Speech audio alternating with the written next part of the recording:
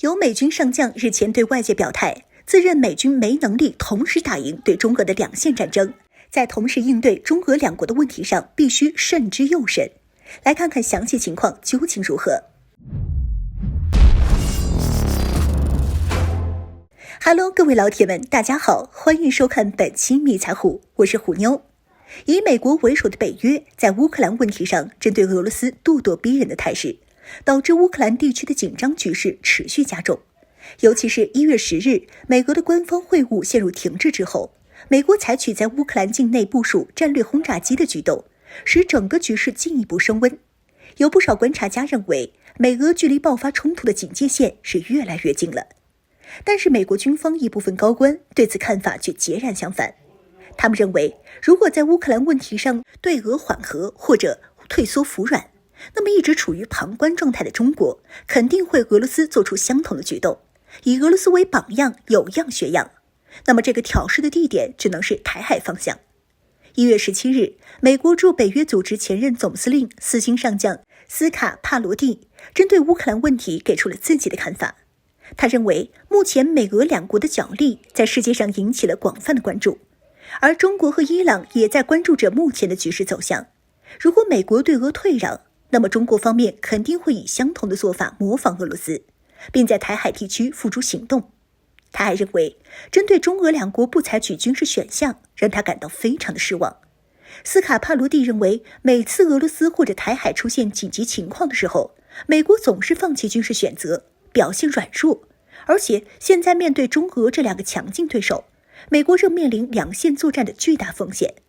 但是美国军队现有军力不足，根本无法应对和两个强敌同时开战的两线作战。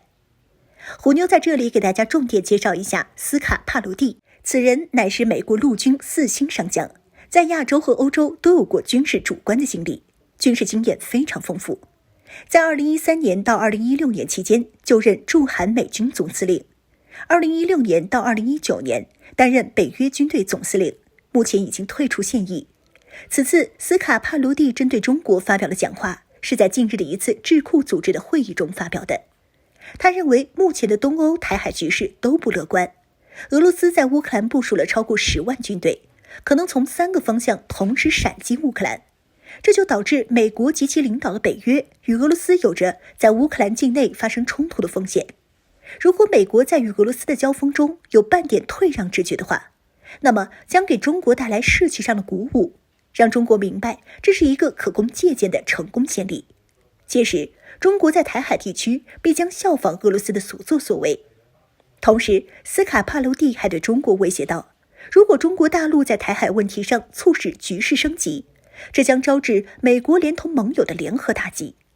但随后，这位撂狠话的美军上将也坦诚，至少是目前，美军在面对两线作战时会严重的兵力不足，这是美国国家安全战略迫待解决的问题。要虎妞说，斯卡帕罗蒂上将观点太过自以为是。首先，美国和欧洲盟友以及乌克兰与俄罗斯之间的关系愈发紧张，火药味十足的原因，完全是因为美方自己背后拱火导致。先是背后指使乌克兰挑衅俄罗斯，随后编造俄罗斯打算入侵乌克兰谎言，以此为由向乌克兰提供军火武装乌军，给乌克兰制造可以和俄罗斯掰掰腕子的幻想，甚至还派遣了旅级的陆军部队和战略轰炸机前往并部署乌克兰，以实质行动唆使乌克兰继续应对俄罗斯，只嫌事儿还不够大。此等挑衅行为引起了俄罗斯的针锋相对，俄罗斯也调集了大批部队前往俄乌边境，防范美国可能发起的任何打击。针对中国，美国就做得更过分了。就在斯卡帕罗蒂讲话的档口，在中国南海附近海域就有美国的1艘核航母和1艘2栖攻击舰航行。此外，美国还向南海派遣了另1艘核航母和1艘2栖攻击舰，正在赶来的路上。这4艘海上打击群将在南海进行大规模的联合军事演习，明里自由航行，暗里实际上就是在剑指中国。